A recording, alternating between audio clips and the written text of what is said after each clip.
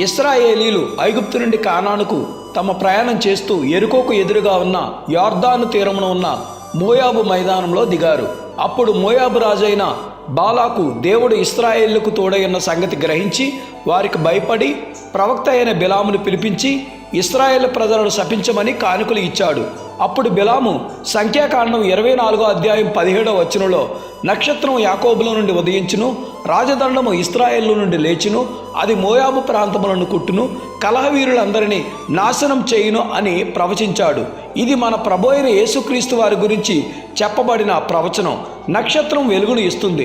మన ప్రభు అయిన యేసుక్రీస్తు ఈ లోకంలో చీకటిని తొలగించడానికి ఆయన వెలుగుగా యాకోబు వంశంలో నుండి వచ్చారు.